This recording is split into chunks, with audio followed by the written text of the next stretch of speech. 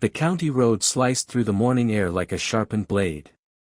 Behind a battered white truck, a German shepherd mother pounded forward on scorched paws, her eyes fixed on the cage where her only pup was trapped. She was never meant to catch that vehicle. Nobody watching from the porches believed she could. Nobody even tried. Then a former Marine placed his coffee aside, stood from the porch, and carried with him a vow he had once sworn on a battlefield oceans away. What he did next would set him against a machine that thrived on silence and the powerless. Before we dive in, tell me in the comments where you're watching from. And if you believe no animal or human deserves to be left behind, hit subscribe, because this is the kind of story that can remind you that miracles still exist. The day began over Redwood Falls, Texas, with heat already rising off the endless country roads. The town wasn't much to look at, just farmland dotted with old barns, tired houses, and fields of brittle grass that smelled of dust. The sky was washed out blue, stretching cloudless and still, as though the whole place was caught between memories of better days and the fight to keep going. On the far edge of town, where gravel faded into cracked pavement, stood a small weathered house. Its cedar siding had turned gray, its windows shuttered against the glare. This was where Ethan Cross lived. Ethan, 38, carried himself with the bearing of someone who had never truly stepped out of uniform. He was tall, lean yet strong, his body shaped by years of relentless training. His hair, cut short in military fashion, was starting to gray at the edges. A thin scar curled along his jawline, a relic of a firefight that had taken far more than flesh. His hazel eyes bore the muted shadow of wars fought long ago, shadows that never quite let him go. Most of Redwood Falls only knew Ethan as the quiet man on the outskirts. They whispered that he had once been a Marine raider, part of an elite special operations unit, but no one knew much beyond that. Some assumed combat had broken him, though the truth was more complicated. Most of Redwood Falls only knew Ethan as the quiet man on the outskirts. They whispered that he had once been a Marine raider, part of an elite special operations unit, but no one knew much beyond that. Some assumed combat had broken him, though the truth was more complicated. His body carried wounds, yes, but the deeper fractures lived inside him, memories of brothers lost and of a German shepherd in Afghanistan who had once dragged him from rubble after an explosion. That dog, Valor, hadn't survived the second blast. Ethan still remembered those amber eyes glowing through the smoke before fading forever. That morning, Ethan leaned against the porch rail, his mug warming in his hand. His plan was simple: check the fence along the pasture, make sure the pump hadn't quit again. Routine, steady, until sound changed the rhythm. It wasn't the rumble of a neighbor's truck or the bark of a farm dog.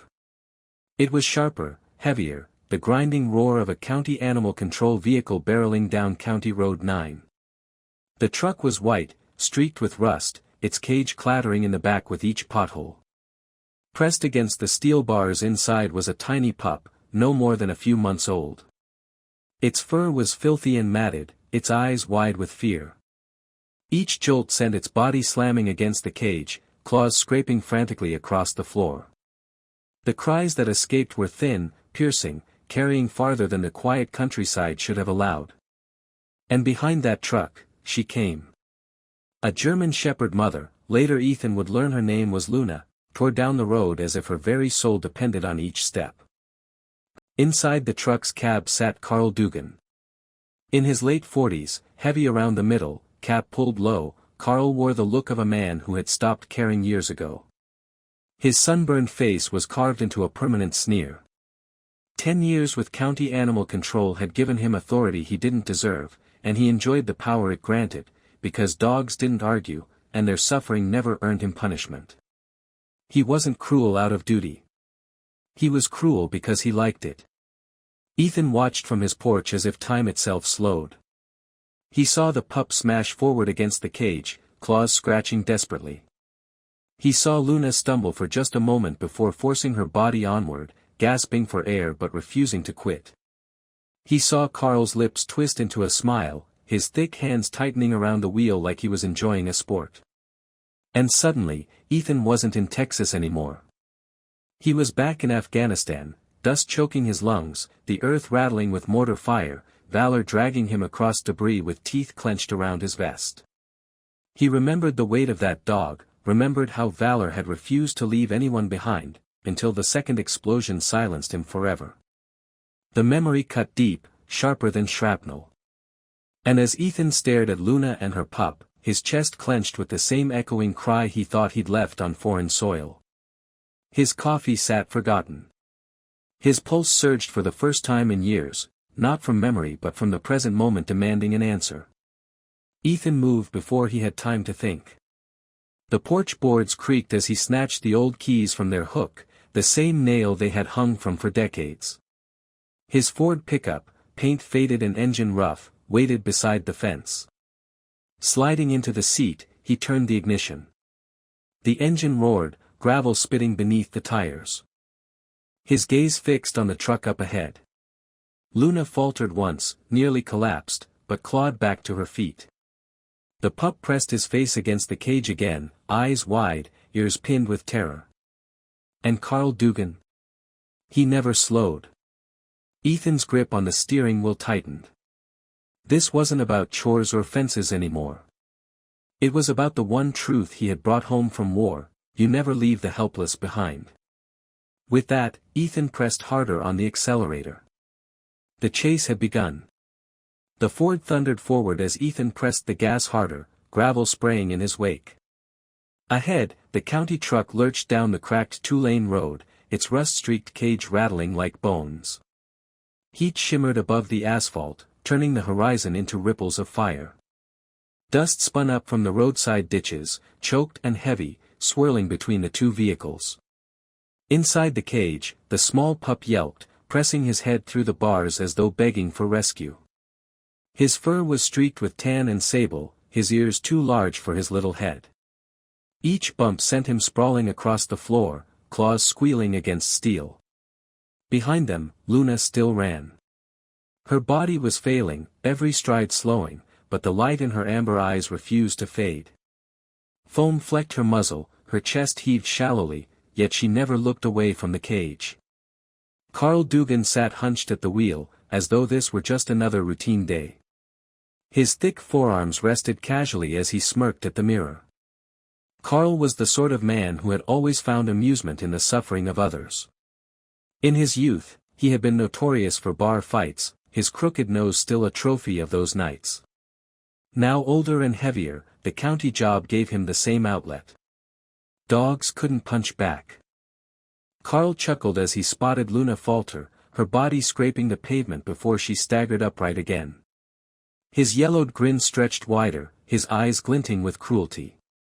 He tapped the accelerator, keeping just enough speed to toy with her, watching her hope rise and fall with every yard. Ethan's knuckles widened around the wheel. He knew this type, men who mistook cruelty for control. He'd seen them overseas in every war zone, the kind who twisted suffering into entertainment. It was never just about one man, either. That cruelty always pointed to something larger, something rotted deeper than the surface. The Ford surged another 100 yards closer.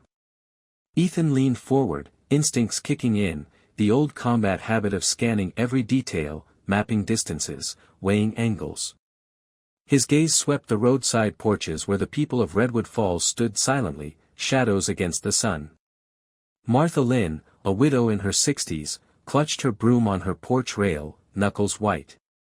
Years earlier, she had lost her own dog when a county truck rumbled past one summer afternoon. She never found it. Now she shook her head and disappeared inside, unable to bear witness again. By the gas station, young Tommy Reed, barely 20, leaned against a pump in his grease-stained shirt. His eyes tracked the chase, jaw clenched. He had grown up hearing whispers about what happened inside the shelter, but like everyone else, he abided by Redwood Falls' unspoken rule: don't interfere. His gaze lingered on Ethan's Ford longer than most, though, a flicker of something sparking behind his fatigue. Further down, a child peered out through a screen door, pressing her stuffed toy to her chest. Her mother pulled her back, whispering words Ethan couldn't hear. Still, the child's wide eyes followed Luna until the road bent out of sight. Their silence cut deep. Ethan understood it, small towns bred fear of involvement, but it still struck like a blade. Up ahead, Carl Dugan's grin widened as he toyed with Luna, easing the pedal just enough for her to nearly catch his bumper before pulling away again. He was savoring her torment, dragging out every moment like it was a game. Ethan's gut twisted. This wasn't animal control. This wasn't service. This was cruelty hiding behind a county logo. And as he watched Carl smirk into the mirror, Ethan knew this wasn't just one man's sickness. It was a system that allowed men like Carl to exist unchecked. The Ford roared closer, closing another stretch of road. Ethan locked eyes on Luna, stumbling but still pressing forward, her paw raw and bleeding as sparks scraped from the asphalt. Still she ran, tethered to her pup by something deeper than exhaustion. Carl's smirk told the whole story. He wasn't bringing strays to safety. He was breaking them. And in that moment, Ethan realized he wasn't chasing a truck, he was staring at the face of something darker, something that fed on silence. The road narrowed as the facility loomed on the horizon, a squat concrete block ringed in chain-link fencing. Its paint peeled, its county crest faded into illegibility. Locals had a name for it whispered like a curse, the pit. Inside the cage, the pup whimpered, ears drooping, his tiny body pressed hard against the bars. Behind, Luna stumbled again, her coat smeared with dust, her lungs heaving, but her eyes, fierce and unblinking, never left him. Ethan's chest tightened. His mind flickered back to Afghanistan, to Staff Sergeant Michael "Hawk" Hawkins. Tall, rangy, always smiling, Hawk had loved dogs more than anyone. Ethan remembered him crouched beside their unit's K-9, calming it before a patrol. When the blast came, Hawk's first instinct wasn't to shield himself, but the dog. He gave his life so it could live. That memory had been Ethan's compass ever since. And now, as Luna clawed toward her pup, Ethan felt Hawk's presence pressing him forward. The county truck slowed at the gates. Earl Jennings, the gatekeeper, stepped from a shack, leaning on his carved cane. His frame was wiry, stooped by age, his face lined deep with weariness. Earl had fought his own war, Vietnam, and lost his fight against disillusionment long ago. He raised a hand to wave Carl forward, eyes briefly flicking to Luna limping toward collapse. For a heartbeat, something in his jaw clenched, but he dropped his gaze and muttered, "Just another stray." Carl smirked and tapped the wheel, rolling toward the gate, certain of his prize. Ethan's Ford closed fast. His pulse hammered, Hawk's sacrifice ringing through his skull. He knew once that truck passed those gates, the pup was gone. Forever. He would not watch another life vanish behind chain link. Not again. With a growl of his engine, Ethan yanked the wheel hard. The Ford skidded sideways across the gravel, tires screaming until it slammed broadside across the narrow entrance. Dust exploded around him like smoke, cloaking the pit in a choking haze. Carl slammed his brakes. The county truck screeched to a stop feet from Ethan's hood. Inside the cage, the pup was thrown forward against the bars with a whimper.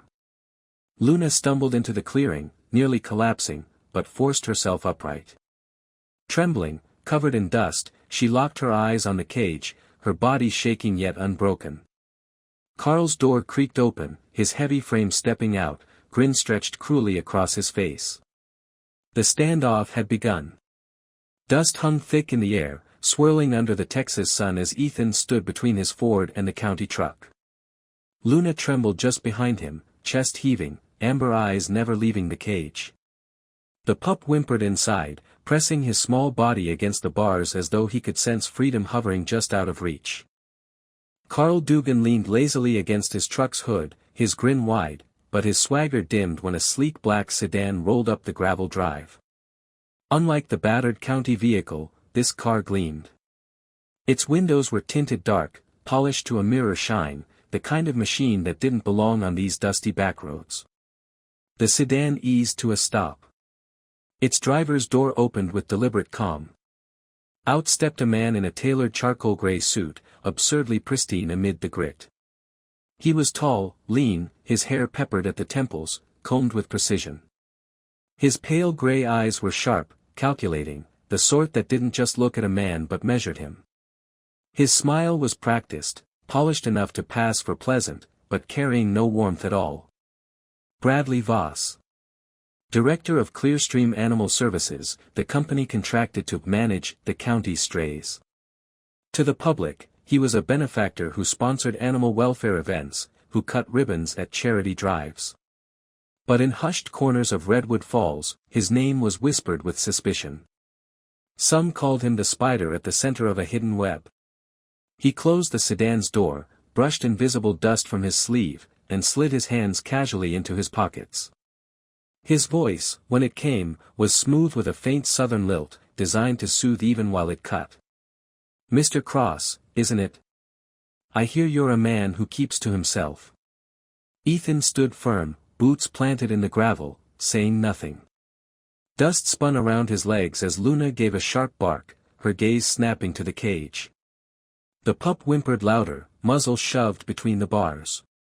From the shack, Earl Jennings leaned on his cane, watching uneasily. His lips parted, but his voice sounded tired, rehearsed, almost apologetic. "You'd best move that truck, son. Ain't worth getting hauled off over a couple strays." His words carried duty, not conviction. Carl chuckled, wiping sweat from his brow with the back of his meaty hand. "Told you, old man. He doesn't know who he's up against." Voss stepped closer, shoes crunching lightly on gravel. His head tilted as he studied Ethan like one might examine a chess piece. "I admire conviction," he said smoothly. "But you're standing in the way of county business. And that's a dangerous position to take." His gaze shifted to Luna, ragged and trembling, then to the pup pressing against the bars. The faintest curl of a smile touched his lips, but it carried no mercy. Ethan's jaw tightened. He recognized Voss's type. Not a brute like Dugan, worse. The kind who let others dirty their hands while he profited quietly in the shadows. The kind who wore authority like armor. Earl's voice cracked again, sharper this time, though it trembled with age. "Mr. Cross, I'll call the sheriff if you don't move." He looked torn, loyalty split between the law he served and the conscience that gnawed at him. Voss clasped his hands behind his back, pacing slowly as if on a garden stroll rather than a battlefield. "The law is on my side," he said lightly. "Once animals are collected, they belong to the county. That's how the system works. And men who try to fight the system, Mr. Cross." His pale eyes met Ethan's. "They get chewed up." Ethan had heard that threat before, in foreign countries under foreign flags. It always sounded the same. But it always stirred the same resolve. He took a step toward the cage. Carl stiffened, moving to block him. "Back off, Cross. This ain't your." Ethan didn't stop. He reached into the bed of his Ford and pulled out a length of steel rebar, scarred with rust, heavy in his grip. It settled naturally into his hand like a weapon he'd carried all his life. "Open the cage." His voice was low, calm, but edged with iron. The road went silent. Even the cicadas seemed to hush. Carl's grin faltered. His bluster cracked as he looked at Ethan's unflinching stance, the steel poised and ready. "You're out of your damn mind," he spat, but the confidence was gone from his voice. Earl tapped his cane against the gravel, lips pressed tight. For the first time in years, he felt something stir, a flicker of respect for a man who refused to bow. Voss, however, only smiled faintly, his icy eyes gleaming as though he had expected this move all along. "Careful," he murmured. "Heroes often end up buried." Ethan didn't blink. He stepped closer to the cage. Luna crouched beside him, her body trembling but her teeth bared in a low growl. The pup's paws scrabbled at the bars, eyes wide and pleading. "Open it." Ethan's voice cut through the heat like steel. Carl's hands shook. He fumbled at the latch. With a metallic click, the door swung wide. The pup stumbled forward, legs unsteady, but Luna rushed in instantly, pressing her nose to his, whining with relief as she licked his fur. The pup buried himself against her chest, tail flicking weakly, body trembling with safety for the first time. Ethan lowered the rebar, but his eyes never left Voss. Voss's smile stretched, just enough to show teeth, though his eyes stayed cold. He leaned closer, his voice dropping to a whisper meant only for Ethan. "Congratulations. You've just declared war. And wars, they consume men whole." Ethan's gaze didn't waver. The silence stretched heavy. Behind him, the pit loomed like a graveyard waiting to swallow them all. But for now, the gate stayed closed. And the lines had been drawn. The drive back to Ethan's farmhouse stretched long and heavy, the adrenaline fading into something colder. Dust clung to his clothes, the steering wheel still hot beneath his hands from hours under the Texas sun. In the passenger seat, Luna curled protectively around her pup. The little one, whom Ethan would later call Max, pressed into her chest, ears twitching whenever the Ford jolted. His sable coat was damp and matted, his oversized paws clumsy, but his eyes, wide and watchful, betrayed both fear and fragile hope. Luna licked his fur in slow, trembling strokes, her ribs rising and falling with labored breath, as though reassuring herself he was truly there. When Ethan pulled into his drive, the cedar farmhouse came into view, unchanged from that morning. The porch cast its shadow across the yard, the oak swayed quietly in the breeze. But one detail jolted him. The mailbox hung open, its hinge bent as if forced. Letters lay scattered across the dirt, some torn, others wet with mud. The clean break on the metal wasn't the work of wind or weather. Someone had pried it open. Ethan parked, scanning the horizon. The field stretched wide in every direction, golden grass waving beneath the afternoon sun. At the far end of the road, a black SUV sat idling, its windows blacked out, no reflection shining back. It didn't move. It simply lingered, a shadow nailed to the horizon. Ethan's jaw tightened. He gathered the scattered envelopes and tucked them under his arm. Junk mail, bills, it didn't matter. The message wasn't in what was stolen. It was in what was left behind. A warning. He motioned for Luna and Max to follow. The pup stumbled along on unsteady legs, tail flicking. Luna limped beside Ethan, her wary eyes never leaving that SUV. That evening, as the sun bled into amber across the fields, Ethan drove into town for supplies. Redwood Falls after dark was quiet, just the hum of the diner sign, the creak of Whitaker's grocery door, the steady buzz of cicadas in the fields. Inside the store, the shelves smelled faintly of dust and coffee. Behind the counter stood Sam Whitaker, a broad-shouldered man in his 50s, his hair gray around the crown, his expression kind but tired. He smiled when Ethan entered, though the smile faltered as his gaze dropped to Luna and Max at Ethan's heel. "That them?" Sam asked softly. Ethan gave a short nod. "Found them on the road." Sam's hand hovered over the register. He leaned forward, lowering his voice. Words traveling quick. "Folks say you stood down Dugan at the pit." His eyes darted to the empty aisles. "You need to be careful. That place isn't what it looks like." Ethan stayed silent, waiting. Sam rubbed the back of his neck, his voice uneasy. "Dogs don't just disappear in there. They're processed. Some get sold to Caldwell Meat, some to labs. Always denied by the board, but I've seen the trucks, no markings, late at night. It's profit, Ethan. Suffering turned into money. And Voss. He's neck deep in it." Ethan's eyes narrowed. He had suspected rot, but hearing it spoken aloud gave the shadow weight. Sam's voice softened, almost pleading. "Don't take this head on. Not alone. Men like Voss don't fight fair." His gaze dropped to Luna, who stood quietly, ears pricked as though she understood. "But I reckon you know that already." Ethan purchased kibble, antiseptic, fencing wire. As he drove home, Sam's warning echoed in his ears. By the time he pulled into his driveway, the SUV was gone. But the silence it left behind was heavier than its presence. Night settled slow. The cicadas hummed through the fields. Ethan sat on the porch with his shotgun leaned against the wall, Luna resting at his feet, Max curled against her side. The farmhouse glowed warm behind him, but the night felt alive, watching. Near midnight, the phone rang. The old landline, loud and jarring in the still house.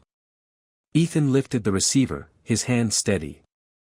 For a moment, only static. Then a voice, low, deliberate, slithering.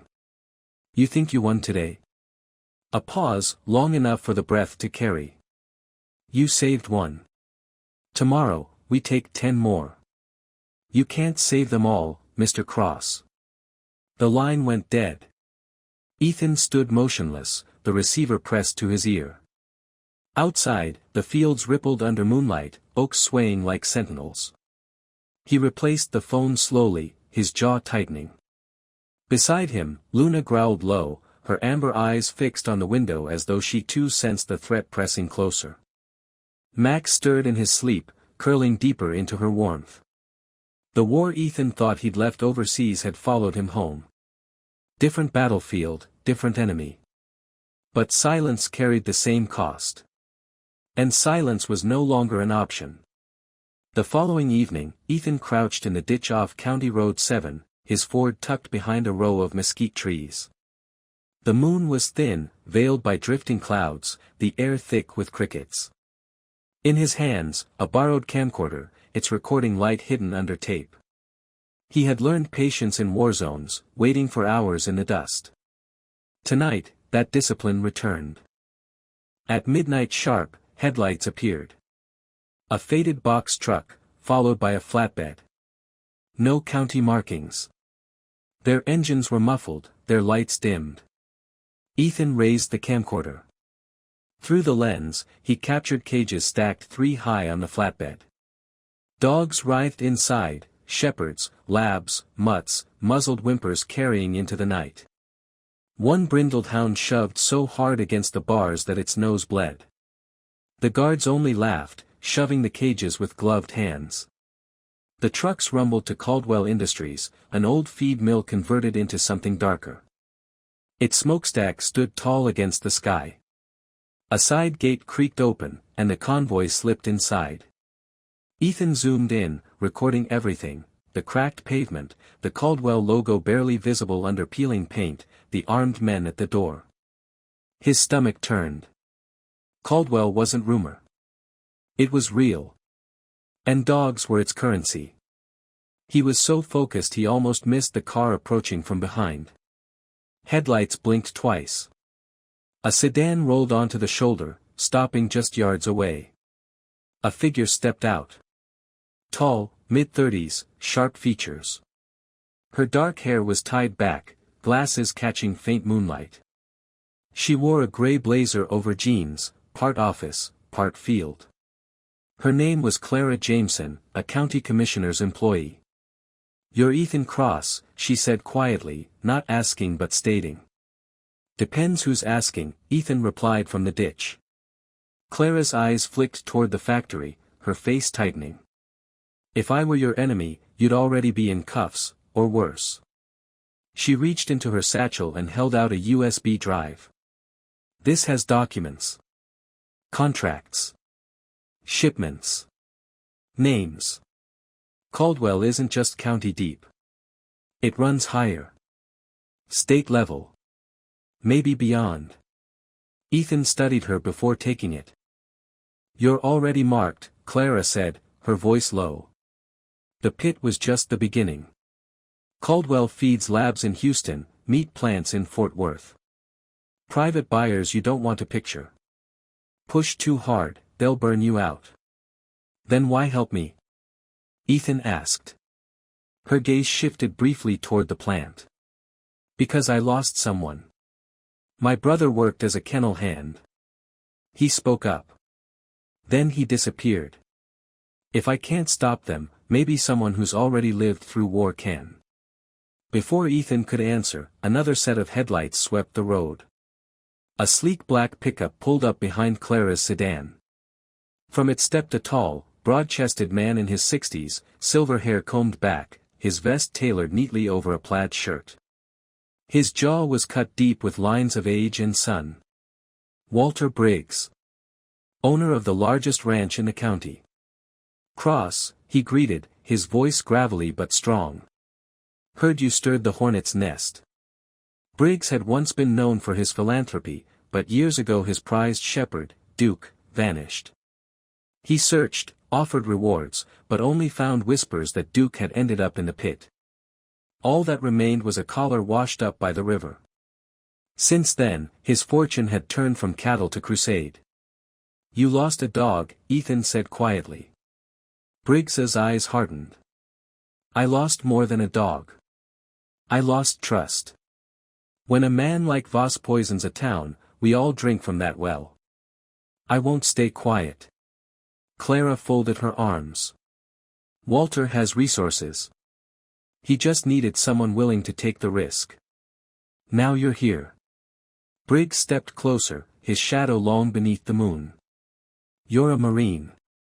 You know the cost of war. If you choose to fight, I'll stand with you. Caldwell may have contracts and factories. I have land, men, and the will to see it through." Ethan's eyes drifted to the smokestacks pumping haze into the night. He didn't trust easily, but Clara's grief and Briggs's fury were carved from truths he already knew. Before they parted, Clara touched his arm. "There's a shipment in 3 nights. Bigger than usual. That's your moment. Miss it, and the trail goes dark again." Ethan nodded once, the weight of her words heavy in his chest. Beside him, Luna pressed against his leg, her eyes locked on the plant as though she too knew the lines were being drawn. Max whimpered softly from the Ford's cab, restless even in his sleep. The war was no longer Ethan's alone. The night before, Ethan had barely slept. The threats that had hissed across his phone still echoed, but Clara's warning about the big shipment had planted something else, a spark of opportunity. And with Walter Briggs pledging his wealth and resources, Ethan knew he wasn't alone anymore. That fragile ember of hope carried him through the pre-dawn cold as he drove toward Briggs's sprawling estate. Walter was waiting by the gate, wrapped in a wool coat, his silver hair combed neatly despite the hour. He stood like a man used to commanding his own world, though the grief carved in his eyes betrayed what wealth couldn't erase. "They'll use the old livestock auction yard off Route 29, Briggs said as he led Ethan through. "I've got men watching. You need to see it yourself." By nightfall, they were crouched near the rusted fences of the abandoned yard. Moonlight glanced off corrugated tin, and the place buzzed with the low growl of engines. SUVs and trucks rolled in one after another, headlights slashing across the empty pens. From their hiding spot behind hay bales, Ethan and Briggs watched. The buyers were no locals. Some wore pressed suits, absurd against the mud, while others carried the cold efficiency of men who moved cargo, not lives. Their accents cut through the air, European, Middle Eastern, even a clipped British tone barking orders. Ethan's jaw tightened as the first line of cages rattled out. The sound of dogs whining, pawing, scraping against wire filled the hollow yard. In one cage, 6 hounds pressed against each other, ribs sharp beneath their fur, eyes clouded with terror. The handlers shoved them under the floodlights, presenting them like merchandise for bidding. Briggs raised binoculars, pointing to a barrel-chested figure in a camel overcoat. His thinning blonde hair caught the glare of the lamps, his square jaw smug with ownership. That one. Caldwell's man. Always near the money. Ethan lifted his phone, recording steadily. Proof. This was what they needed, the buyers, the handlers, the dogs treated as product. Back in town, Clara Jameson sat at her county office desk, cardigan buttoned against the chill. Her silver braid caught the lamplight as she sent encrypted files to a coalition of animal welfare advocates. She typed a message, "Auction yard tonight. Be ready. and whispered a prayer, knowing if this failed, she wouldn't just lose her career. She could lose her freedom. At the yard, Ethan stiffened at the sound of footsteps crunching close. Out of the shadows stepped Bradley Voss, his polished smile intact, flanked by two thick-shouldered men in leather jackets. His tailored coat and scarf gleamed even under the cheap floodlights. "I was wondering when the Marine would show his face again," Voss drawled. "You just can't resist meddling, can you?" Briggs straightened to his full height, but Voss waved a hand, dismissive. "Save it, Walter. Money doesn't make you untouchable. And you," his gray-green eyes cut toward Ethan, "don't realize you've already lost. Hand over the device." Ethan's phone burned cold in his pocket. His mind raced, fight, or stall. Before he could answer, chaos erupted at the gate. Dozens of voices shouted, flashlights cut across the yard. A wave of activists burst through the broken entrance, some carrying banners, others raising phones to livestream the scene. The dogs barked louder, a desperate chorus rising with the floodlights. Buyers scrambled, some retreating to their vehicles, others trying to shield their faces. Reporters shoved forward, microphones flashing. "Mr. Voss, are these your facilities? Are you running an illegal export ring?" The cameras caught everything: the cages, the frightened dogs, the handlers fumbling, the buyers mid-bid. And front and center, Bradley Voss, his polished mask cracking under the glare. His smile collapsed into a snarl, but the world was already watching. His men tried to block cameras, but it was too late. Ethan filmed steadily, Luna pressed against his leg, Briggs's eyes burning with vindication. The noise surged, barking, shouting, questions shouted into the night. And for the first time, the spider's web was lit for all to see. Morning came softer than Redwood Falls had felt in years. Newspapers thudded onto porches with headlines that burned brighter than the sun. Caldwell under federal investigation. Animal cruelty ring exposed. The story swept the country. Major networks replayed shaky footage of cages dragged under floodlights, of gaunt dogs staring out in terror, of foreign buyers caught mid-transaction. Bradley Voss's face, once hidden behind a polished smile, now seared across headlines as the man who profited from suffering. Under mounting pressure, he resigned from Clearstream Animal Services.